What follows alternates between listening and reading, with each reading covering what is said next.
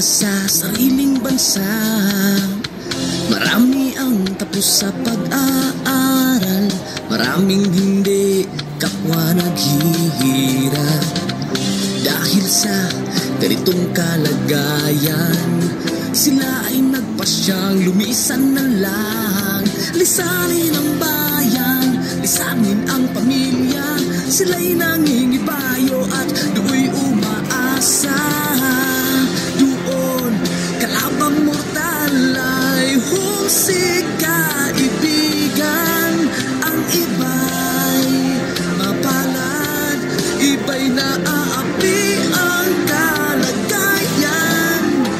Ganun pa man, matibay ang Pinoy.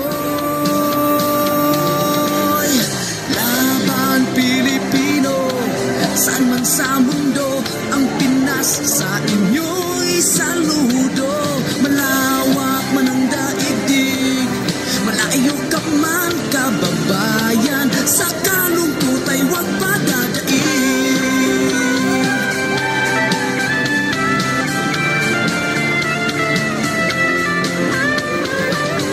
Saksi ang mga resibong naipon sa